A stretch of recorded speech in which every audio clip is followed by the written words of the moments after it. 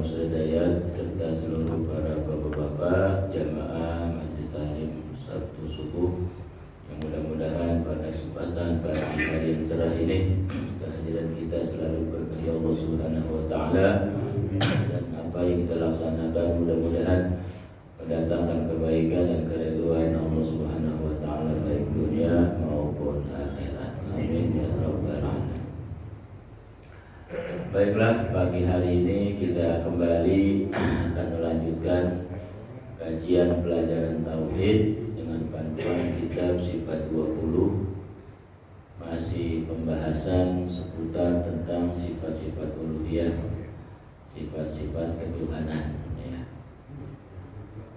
Pada hari ini kita akan bahas tentang pembagian sifat uluhiyah yang kedua, yaitu yang disebut dengan istilah wajib syar'i furu ya. Pada beberapa pertemuan yang lalu ya kita sudah menyelesaikan pembahasan yang pertama, yaitu wajib syar'i usul ya. Bismillahirrahmanirrahim. Qala al-imamul musannif rahimahullahu ta'ala wa adama nafa'a bihi wa bi barakati ulumihi fid dharaini amin. Qala, maka wajib pula atas tiap-tiap mukallaf mengiktikadkan lagi dengan 9 aqaid ini. Bermula wajib i'tiqad bahwa mustahil pada Allah Ta'ala kewajiban atasnya membuat segala mungkin atau meninggalkannya, yaitu lawanan yang harus pada Allah Ta'ala. Kedua, wajib i'tiqad tanazzuhu ta'ala anil awrad bi af'ali wa ahkami, artinya maha suci Tuhan daripada mengambil faidah di dalam segala perbuatannya atau di dalam hukumnya. Wajib syar'i furu ya, wajibnya itu buat kita ya, jadi kita punya kewajiban di dalam agama, diantaranya dalam hal keimanan ya, dalam hal tentang akidah, yaitu meyakini 9 cabang daripada ya wajib syar'i furu. Jadi wajib syar'i furu ini ada 9 aqaid. Ya, kalau kemarin wajib syar'i usul itu yang menjadi pokok ya, yang menjadi utama ya di dalam keimanan, di dalam akidah adalah yang disebut dengan wajib syar'i usul. Jumlahnya kemarin semua itu ada 41 aqaid ya, 41 sifat ya, 20 sifat wajib, 20 sifat mustahil, dan 1 sifat jaiz ya. Nah sekarang ditambah lagi 9 yang disebut dengan wajib syar'i furu ya, jumlahnya ada 9, berarti nanti digabung 41 ditambah 9, jadi jumlahnya 50 aqaid ya, atau 50 sifat. Nah ini kemudian yang menjadi isi ya dan muatan daripada kalimat tauhid yang pertama, yaitu la ilaha illallah ya. Nah sekarang apa itu yang pertama dari 9 aqaid yang dinamakan wajib syar'i furu ya. Di sini kata pengarang kitab Al-Habib Utsman bin Abdullah bin Aqil bin Yahya, beliau katakan bermula wajib i'tiqad bahwa mustahil pada Allah Ta'ala kewajiban atasnya membuat segala mungkin atau meninggalkannya, yaitu lawanan yang harus pada Allah Ta'ala. Jadi kemarin di dalam sifat wajib syar'i usul itu ada sifat jaiznya Allah Ta'ala ya, yaitu fi'lu kulli mungkinin aw tarkuhu, memperbuat Allah Ta'ala bagi perkara mungkin ya, perkara mungkin itu yang berkait dengan makhluk ya, aw tarkuhu ataupun meninggalkannya. Nah ini di dalam wajib syar'i furu yang pertama adalah lawanan sifat jaiz yang kemarin gitu ya, yaitu bahwa kita wajib beriktikad, wajib berkeyakinan bahwa mustahil Allah itu wajib menciptakan makhluk gitu ya. Jadi Allah tuh nggak ada kewajiban buat menciptakan kita ya. Allah nggak wajib bikin alam semesta, Allah nggak wajib bikin ya seluruh makhluk. Jadi kalau nggak wajib apa? Juga nggak mustahil ya. Jadi wajib enggak, mustahil enggak. Jadi fi'lu kulli mumkinin aw tarkuhu itu bukan bicara tentang wajib bagi Allah ataupun mustahil. Sebab kalau dibilang Allah wajib menciptakan makhluk, ya berarti ada sesuatu yang memaksa Allah Ta'ala ya. Ada sebuah kekuatan yang bisa ngatur Allah Ta'ala, karena diwajibin untuk bikin makhluk ya, maka mustahil berarti. Begitupun ya, Allah tidak berkewajiban juga ya, tidak menciptakan makhluk gitu. Kenapa begitu? Karena buktinya makhluk ini ada sekarang ya, di kita ada. Jadi berarti itu fi'lu kulli mumkinin aw tarkuhu bagi Allah Ta'ala itu bukan wajib, bukan mustahil, tapi apa? Jaiz ya, di tengah-tengah. Ya, artinya boleh-boleh saja Allah menciptakan makhluk ataupun Allah tidak menciptakannya. Ya, itu kemarin udah kita bahas ketika bicara tentang sifat jaiz, itu bicara tentang hak prerogatifnya Allah Ta'ala. Jadi hak penuhnya Allah Ta'ala. Bagaimana Allah mau berbuat ya, itu semua tergantung kehendak Allah Ta'ala ya. Semua makhluk itu dalam kendalinya Allah Ta'ala ya. Mau diciptakan ataupun tidak terserah kepada Allah Ta'ala sebagai sang pencipta. Itu jaiz namanya ya. Jadi berarti kita wajib meyakini, gak wajib Allah menciptakan kita ya, pun gak mustahil ya, karena sekarang kita ada ini ya, sebagai makhluk kita sudah tercipta. Jadi berarti ini yang pertama daripada sifat ya wajib syar'i furu ya. Yang pertama nih, ini menjadi sebuah penegasan ya terhadap sifat jaiznya Allah Ta'ala. Jadi Allah berbuat apapun, Allah melakukan apapun, itu semua tergantung kepada ketentuannya ya, kepada ketetapannya. Tidak ada satu makhluk pun yang ikut campur dalam urusan penciptaan terhadap makhluk. Jadi kayak kita nih sebagai manusia udah terima beres apa juga ya Pak. Kita nggak pernah pesen ya kan, kita nggak pernah minta, kita nggak pernah mohon sama Allah supaya dijadikan manusia ya kan. Nggak ada yang minta dulu kali. Waktu kita mau diciptakan kita ngomong gitu ya, ya Allah, kalau saya nanti diciptakan tolong jadiin saya manusia, jangan jadi kambing, jangan jadi pohon, jangan jadi batu. Pesan begitu nggak kira-kira? Kagak ada. Jadi makhluk ini murni, nggak ada yang ikut campur ya. Itu mutlak aturan Allah Ta'ala, bagaimana Allah berkehendak. Oh ya, itu namanya sifat jaiznya Allah Ta'ala terhadap kita. Jadi kalau buat Allah sifatnya namanya jaiz, kalau kita namanya barang mungkin. Makanya dalam sifat jaiz itu ada fi'lu kulli mumkinin. Kalau di fi'lu itu berarti kita muncul, makhluk ya diciptakan sama Allah. Ada. Ini kita nih sekarang udah jadi manusia, berarti kita masuk ke dalam sifat jaiznya Allah Ta'ala, termasuk barang yang fi'lu sama Allah, diperbuat, ditentukan, ditetapkan jadi manusia ya. Kalau ada makhluk yang tidak Allah ciptakan, ya berarti tarku ya, ya Allah tidak memperbuat, ya Allah meninggalkan untuk menciptakan makhluk tersebut ya. Berarti kalau fi'lu itu makhluknya disebut mungkin maujud seperti kita ya. Kalau yang tarku berarti makhluknya disebut mungkin makhluk yang tidak ada ya. Jadi mutlak semua kita ini sebagai makhluk, alam semesta semuanya tanpa terkecuali semua berada dalam kendalinya Allah Ta'ala, ya, dalam ketentuan ketetapan Allah Ta'ala, bagaimana Allah mau memperbuatnya, ya. Nah, sehingga ditegaskan nih di dalam aqaid yang 9 disebut wajib syar'i furu'. Yang pertama ditekankan lagi harus punya keyakinan, ya, bahwa Allah nggak wajib ciptain kita gitu, ya. Jadi kita ini ada semata-mata anugerah karunia dari Allah Ta'ala, ya Pak, ya.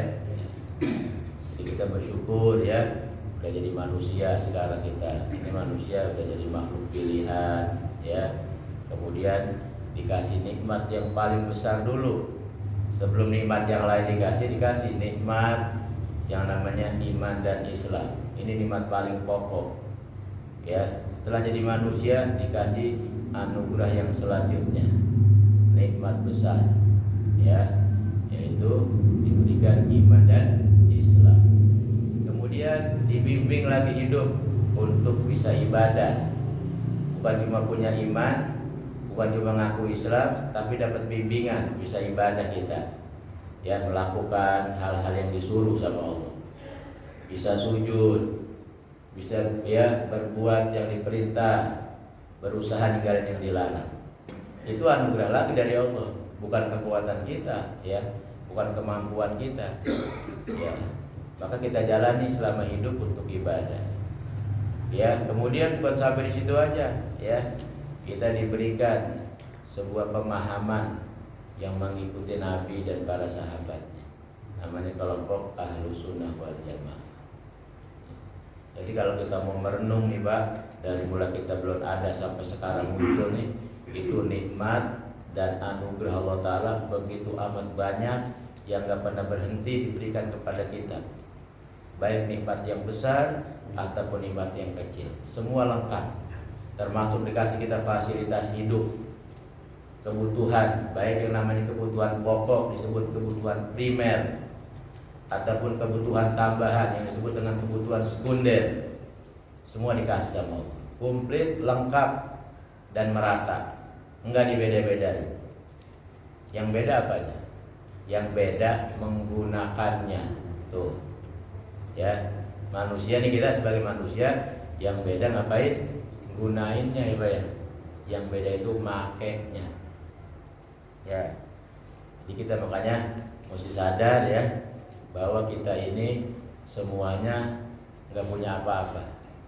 Adanya kita anugerah dari Allah. Allah yang memunculkan, Allah yang mewujudkan kita, ya. Udah wujud, udah ada, ya. Kita perlu yang namanya nikmatul imdad. Jadi ada nikmatul ijad. Allah munculkan kita jadi makhluk yang namanya manusia, makhluk yang sempurna. Udah jadi manusia enggak dilepas, dikasih nikmat yang kedua namanya nikmatul imdad. Jadi ada nikmatul ijad, ada nikmatul imdad. Nikmatul imdad itu ada nikmat zahir, ada nikmat batin. Nikmat zahir ya ini yang sekarang, ya, dikasih sama Allah tuh, ya, kasih umur panjang, kasih sehat, ya, punya tempat tinggal, punya pekerjaan, makan, minum, punya pasangan hidup, dan seterusnya. Ya, nikmat zahir. Yang kedua dikasih nikmat batin, apa? Dikasih iman, dikasih Islam, dikasih ilmu, ya, sehingga kita bisa ibadah. Coba kurang apa lagi itu? Dan juga yang terpenting, kita ditempatkan di sebuah tempat yang hidup aman, nyaman, damai. Ibadah 24 jam, nggak ada gangguan. Negeri kita alhamdulillah, ya, termasuk negeri yang aman. Kita mau ngaji kapan aja, ya, banyak. Tempat ibadahnya banyak. Udah gitu bukan cuma tempatnya, nyaman di dalam. Ini kayak masjid kita pakai AC, karpetnya bersih, air banyak, ya. Itu nikmat semua. Nah sekarang kalau kita mau merenung, orang udah ditempatin sama Allah di tempat yang begini enak, ya, fasilitasnya komplit, ya, situasi kondisinya aman, ibadah tengah malam lagi nggak ada yang ganggu, ya Pak, ya. Mau masuk masjid kapan aja nih 24 jam dibuka, masih nggak mau juga ibadah, nggak mau juga sujud, nggak mau juga melakukan apa yang Allah perintah, terus mau ditaruh di mana lagi? Ya, makanya kata Allah mungkin dia gak betah kali kalau tempat yang enak, biar dia taruh tempat yang kagak enak. Di mana? Di neraka sekali ditaruhnya. Ya, itu neraka simbol ketika orang ditempatkan di tempat yang enak, disuruh ibadah, padahal itu ibadah kebaikannya juga buat dia. Fasilitasnya, sarananya, sarana dan prasarananya udah dikasih komplit. Ya. Sekarang Allah mau lihat kita kira-kira berbuat enggak, beramal enggak. Jadi Pak, kalau kita melihat keadaan di negeri-negeri lain ya, kayak di Timur Tengah, negeri-negeri konflik yang suka terjadi peperangan, boro-boro mau ngaji begini kan, melakukan ibadah yang wajib aja, was-was, khawatir, takut. Ya, atau sekarang negerinya nggak lagi perang, cuman keadaannya susah air, ya kayak di Afrika, sebagai negeri Afrika susah air, kekeringan segala macam, susah makan segala macam, banyak yang pada mati bergelimpangan seperti hewan. Kita di sini alhamdulillah ya, semua Allah berikan secara komplit. Sekarang tinggal gunainnya. Makanya yang beda gunainnya, gitu ya. Dan perlu ingat, ini semua sekarang yang sedang kita jalani, yang sedang kita laksanakan, satu saat bakal diambil sama yang punya. Ya, kita udah sering bahas nih, kalau apa yang kita punya di alam dunia ini sifatnya semua pinjaman, gitu kan ya? Ya, semuanya pinjaman. Semua bakal dipulangin sama Allah Ta'ala. Makanya ketika kita mendengar ada orang meninggal dunia, berpulang ke rahmatullah, kita ucapkan kalimat istirja namanya. Ya, jadi sunnah ketika seseorang mendapatkan musibah, bahkan bukan cuma kematian ya, musibah apa aja yang sifatnya nggak enak kita rasakan, disunahkan untuk istirja. Apa itu? Mengembalikan semua kepada Allah Ta'ala dengan ucapan inna lillahi wa inna ilaihi raji'un. Inna lillah, sesungguhnya kita ini milik Allah. Itu pengakuan kalau kita ini milik Allah, berarti kita nggak punya apa-apa ya. Karena memang ketika kita muncul ke alam dunia, Allah nggak berkewajiban ciptain kita tadi itu ya. Semua kembali pada sifat jaiznya Allah Ta'ala. Berarti ketika kita muncul jadi manusia, kita ini makhluk pilihan, dipilih sama Allah, termasuk makhluk yang dapat sebutan mungkin maujud, yang Allah ciptakan ada sekali. Ya, dikasih berbagai macam kebutuhan hidup kita. Ya, maka ketika satu saat berpulang ke rahmatullah, kita meninggal dunia, jadi ucapan innalillah, sesungguhnya kami milik Allah, artinya begitu kan? Itu lamnya namanya lil milik, mutlak, punya Allah semua. Kita nggak punya apa-apa. Berarti kalau nggak punya apa-apa, sekarang yang kita merasa punya ini semua barang pinjaman gitu ibaratnya ya, boleh minjem semua. Nyawa minjem, umur minjem, sehat minjem, termasuk nikmat yang lain minjem, dikasih ilmu pinjaman. Ya, bisa ibadah, tenaganya barang pinjaman, semua minjem, nggak ada yang punya kita. Ya, itu. Kemudian apa lagi? Ya, wa inna ilaihi raji'un. Yang namanya barang pinjaman itu harus dikembalikan. Yang kedua, wa inna ilaihi raji'un, itu kalimat ilaihi raji'un ya, artinya kalau bahasa kitanya saatnya saat ya kita memulangkan barang pinjaman. Wa ilaihi, dan kepadanya, kepada Allah ya, ya raji'un, kita akan kembali ya. Itu kembali Pak, kalau bahasa kita mah kita datang kepada seseorang mengembalikan barang pinjaman gitu. Nah, itu ketika nanti kita menghadap Allah Ta'ala kan akan diperiksa tuh. Diperiksa apa? Ya namanya dikasih pinjaman lama gitu ya, 60 tahun dipinjamin barang, kok ya diperiksa sama yang punya nih, kira-kira masih bagus nih barang nih. Ya, dilihat ada yang cacat enggak, ada yang rusak enggak, ya, ada yang belah enggak, misalnya begitu ya. Nah, kalau itu selama hidup kita jaga itu barang pinjaman, ya, nanti di akhirat bukan cuma diberikan, ya, tapi dibalas dengan kebaikan sebagai bentuk ya apa yang sudah kita jalani, mendapatkan ridhonya Allah Ta'ala, dibalas dengan kebaikan. Seperti contoh begini, ya. Contoh nih misalnya kita nih hidup bermasyarakat ya, kiri kanan depan belakang punya tetangga kita semua, ya bayang, ya. Makanya manusia disebut makhluk sosial yang saling membutuhkan, ya kan? Misalnya kita punya tetangga nih, ada 3 tetangga datang ke rumah kita, mau pinjam sesuatu barang, misalnya gitu ya, datang nih, mau ngapain? Tetangga depan datang ke rumah kita mau minjem piring, ya, di rumahnya mau bikin selamatan, piringnya kurang nih, ya, karena kita hidup bertetangga kita kasih, ya. Piring apa?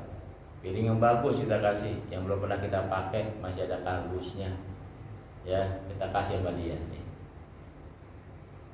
Nggak lama datang lagi tetangga sebelah kanan, yang ngapain? Pinjam piring juga, mau acara ulang tahun anaknya misalnya begitu, ya. Ini sebagai perumpamaan, ya, karena kita punya stok piring banyak, ya, kita kasih juga yang baru.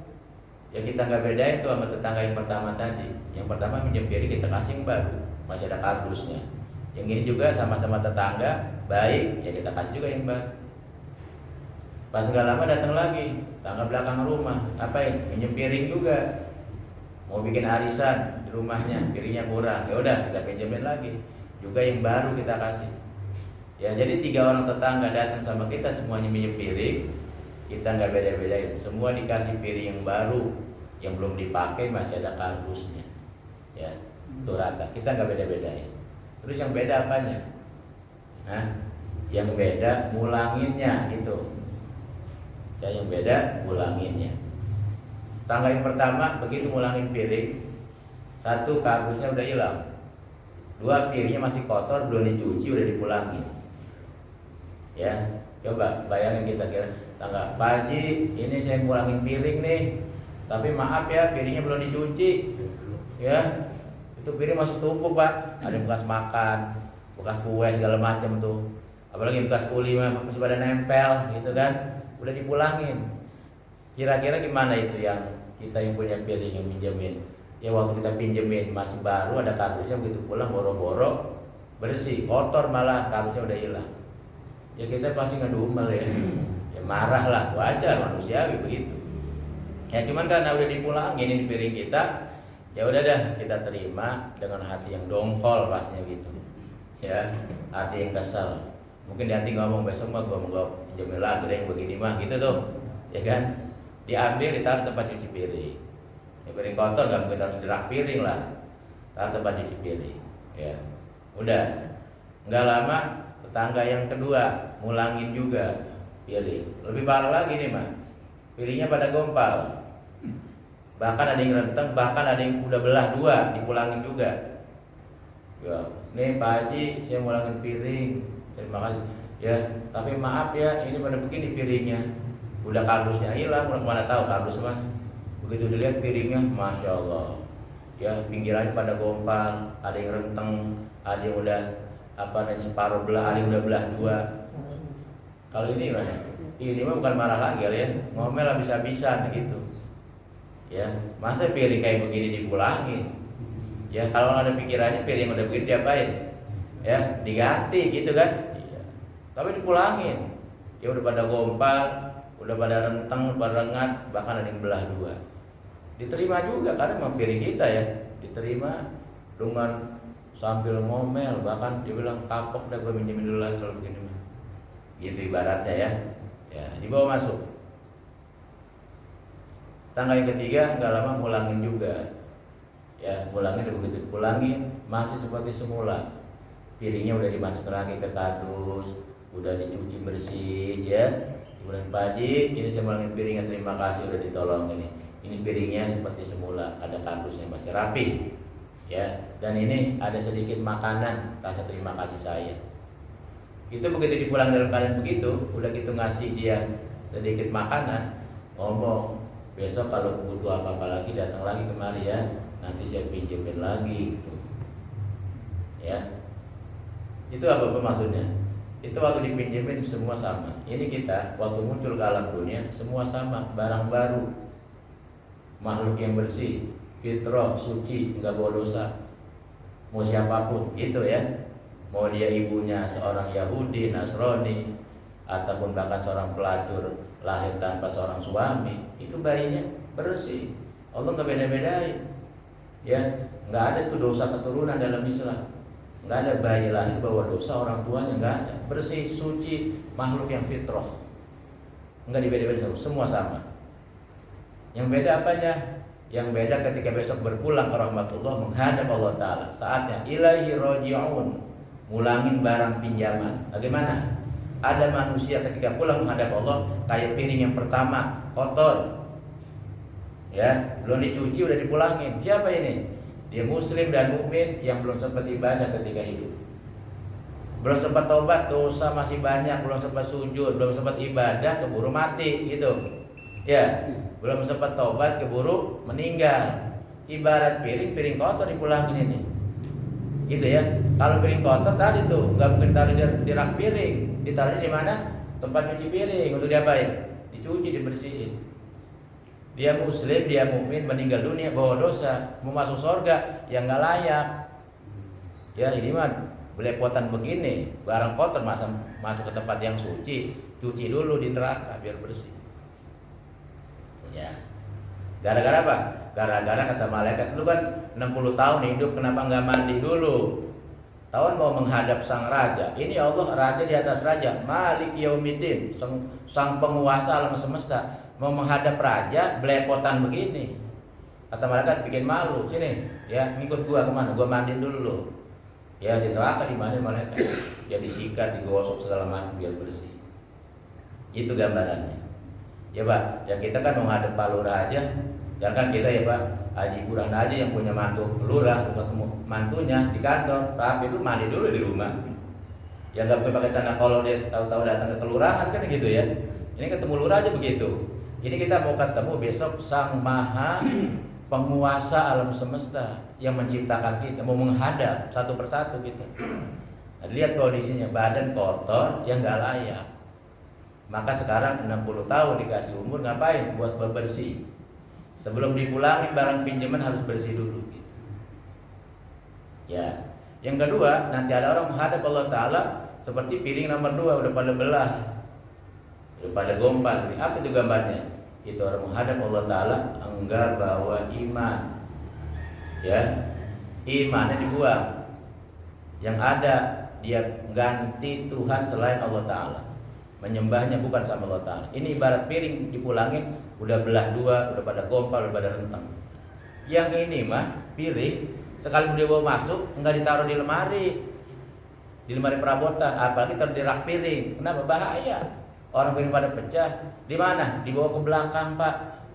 Ya, di mana dilemparin kemana tuh? Ke tempat sampah. Dan nggak pernah dilihat lagi selama-lamanya. Nggak manfaat buat apaan? Ya, maka orang-orang kafir begitu menghadap Allah Ta'ala nggak bawa iman, dilemparin ke neraka selama-lamanya, nggak pernah ditengok-tengok lagi sama Allah Ta'ala. Itu gambarannya. Ya. Yang ketiga, nah ini nih yang kita lagi berusaha, ya, supaya besok ngulangin piring. Tahuan dikasih piring baru, ada kardusnya, ya jagalah. Ya, habis dikeluarin piringnya, kardusnya simpen. Ya, piringnya pakai. Ya, nih, selama kita hidup kita pakai semua. Ada yang dipakai buat makan, pakai buat taruh kue, pakai buat sayur, ya, pakai. Emang disuruh pakai, namanya juga ya minjem buat buat digunain.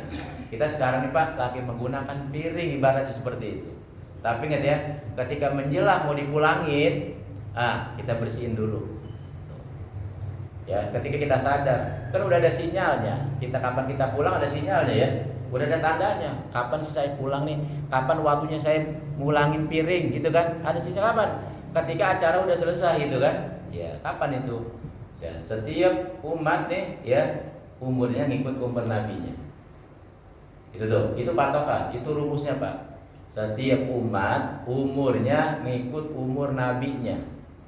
Kalau umat terdahulu umurnya panjang-panjang, ada yang ratusan tahun, wajar. Kenapa? Nabi mereka juga umurnya panjang. Nah kita umat Nabi Muhammad ketika beliau wafat umur 63 tahun, itu udah menjadi rumusan kita. Umur berapa nih kita? Berarti ketika udah mendekati usia Nabi, ya udah siap-siap, ibarat piring udah waktunya dah. Acara udah mau selesai nih, ya bersihin dah separuh begitu. Itu ibaratnya, dibersihin. Nanti begitu dipulangin dalam keadaan fitrah lagi bersih. Ibaratnya, ya Allah, ini saya pulangin ya barang pinjaman. Saya minjem lama, 60 tahun. Bahkan ada yang ngelebihin umur Nabi 70 tahun, 80 tahun. Begitu dipulangin sama seperti semula. Waktu dipinjemin suci, dipulangin suci lagi. Dipinjemin baru, dipulangin dalam keadaan baru lagi. Bahkan ngasih hadiah tadi itu, apa hadiahnya? Ya Allah, saya ngasih hadiah gak banyak nih. Apa tuh? Ibadah cuma sekantong kresek. Ini ibadah saya semampunya ini. Ya, Allah gak ngeliat besar kecilnya Pak, ibadah kita ya. Yang Allah lihat pertama ada usaha dari kita. Allah senang ngeliat kita. Ya, nggak apa-apa kata Allah, biar sedikit, biar nggak banyak, tapi kau masih mau berusaha untuk mendekat, untuk ibadah kepadaku, dan kau jaga barang titipanku berupa pinjaman. Apa nih? Hidup di alam bumi. Ya, maka dapat balasannya Pak, ya kebaikan itu masuk surga, gitu. Itu gambaran begitu.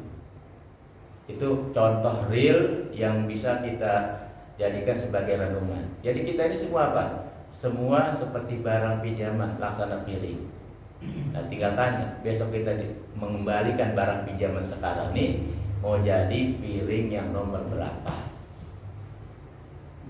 Ya, yang nomor 1, nomor 2 atau nomor 3. Nah, sekarang dikasih kesempatannya. Alhamdulillah, masih dikasih umur panjang, masih dikasih sehat, dikasih kesempatan hidup ya Pak ya. Mari manfaat dengan sebaik-baiknya ya. Kekurangan kita minta maaf, minta ampun sama Allah Ta'ala. Ya, kelemahan kita dalam ibadah minta pertolongan supaya diberikan kekuatan istiqomah untuk bisa ibadah kepada Allah Subhanahu wa Ta'ala. Sebab kembali kepada pelajaran kita bahwa adanya kita tidak wajib bagi Allah untuk mewujudkan kita, tapi semata-mata adanya kita adalah bentuk anugerah, karunia, nikmat yang Allah berikan kepada kita, yang betul-betul harus kita jaga dengan sebaik-baiknya agar besok ketika kita pulangin barang pinjaman yang ada sama kita dalam keadaan baik, dalam keadaan bersih, sehingga Allah akan senang kepada kita dan mendapatkan keridhaannya. Amin ya rabbal alamin. Ya, sampai di sini kajian kita pada pagi hari ini ya. Jadi banyak pelajaran, banyak renungan ya. Sebenarnya Pak, ini kita kan sekarang masih suasana hari kemerdekaan ya. Ya, kemarin hari Kamis kita baru saja merayakan hari kemerdekaan Republik Indonesia yang ke-78. Udah tua ya. Kalau saya dilihat dari segi umur, ini kemerdekaan udah jadi aki-aki. 78 tahun. Ya kan? Udah tua. Ya, tapi kemerdekaan yang kita rasakan di Indonesia ini terbebas dari penjajah gitu ya. Alhamdulillah para pejuang, para pahlawan udah berhasil mengusir penjajah dari negeri kita. Sehingga kita bisa menghirup udara kemerdekaan. Hidup nyaman, tenang, tanpa ada intimidasi dan penjajah dari negara lain. Aman udah. Sekarang yang pertanyaan yang kedua, apakah kita juga sudah terbebas dari penjajah yang ada dalam diri kita? Karena merdeka itu ada dua, ada merdeka istiqlalul majazi, ada istiqlalul hakiki. Itu Pak, istiqlal artinya kemerdekaan. Istiqlal artinya kemerdekaan. Kalau kemerdekaan dari penjajah yang menyerang kita, Belanda, Inggris, Jepang, segala macam, udah kelar, udah merdeka ya. Tapi apakah kita juga merdeka dari musuh besar kita? Siapa itu? Hawa nafsu sama setan. Itu penjajah dia. Makanya kita perang belum selesai. Ya, bertempur terus di waktu. Ngelawan siapa? Ngelawan penjajah. Siapa sih penjajahnya? Nafsu kita sama setan. Itu penjajah dia. Jangan sampai kita kalah. Kita harus merdeka. Kapan kemerdekaan yang kita raih? Dari melawan mereka. Ketika menghadap Allah Ta'ala, membawa husnul khotimah. Itu husnul khotimah, kemerdekaan yang hakiki, yang bakal diraih oleh seseorang setelah dia bertempur, berjuang, berperang melawan dirinya, hawa nafsunya, dan godaan-godaan setan. Maka merdeka secara majazi udah kita raih, bebas dari penjajah ya. Ya, tapi sekarang belum selesai, kita perang lagi. Perang lawan siapa? Penjajah yang kedua, hawa nafsu dan setan. Makanya kenapa kita punya masjid nasional? Itu masjid Istiqlal ya Pak ya. Pasti rata-rata udah pada kesono kan. Itu masjid Istiqlal dikasih nama sama ulama. Apa istiqlalnya? Kemerdekaan. Masjid Istiqlal. Ini bentuk kemerdekaan. Merdeka secara zahir udah kita raih. Ya, kenapa itu masjid dinamakan Masjid Istiqlal? Artinya kalau mau merdeka harus datang ke masjid, sujud, bersimpuh, mohon pertolongan Allah Ta'ala supaya bisa melawan penjajah yang sesungguhnya, hawa nafsu kita. Ya, itu ulama Pak ngasih nama masjid juga memiliki hikmah dan nilai ya pelajaran yang tersirat. Jadi kalau mau dapat istiqlal apa? Kemerdekaan yang sejati, datang ke masjid. Ngapain? Ya ibadah. Karena ya ibadah itu, bermunajat itu, berdoa itu senjata buat mengalahkan musuh besar kita, penjajah yang sesungguhnya, hawa nafsu dan syaitan yang ada dalam diri kita. Makanya kata Nabi, ad-du'a silahul mu'min. Doa senjatanya buat orang beriman. Ya alhamdulillah, selama kita mau ibadah, mau mohon sama Allah minta pertolongan, mudah-mudahan diberikan kemenangan, kemerdekaan yang sejati sampai kelak menghadap Allah Subhanahu wa taala. Amin ya rabbal alamin. Al-Fatihah. A'udzu billahi minasyaitonir rajim. Bismillahirrahmanirrahim. Alhamdulillahirabbil alamin. Arrahmanir rahim. Maliki yaumiddin. Iyyaka na'budu wa iyyaka nasta'in. Ihdinas siratal mustaqim. Siratal ladzina an'amta 'alaihim ghairil maghdubi 'alaihim waladdallin. Amin. Bismillahirrahmanirrahim. Alhamdulillahirabbil alamin. Allahumma shalli ala sayyidina Muhammad wa ala ali sayyidina Muhammad. Allahumma ij'al jam'ana hadza jam'an marhuma wa tafarraqana min ba'di tafarraqan ma'suma wa la taj'al fina wa la minna wa la ma'ana syaqiyyan wa la matrudan wa la mahruma bi rahmatika ya arhamar rahimin ya arhamar rahimin ya arhamar rahimin. Rabbana atina fid dunya hasanah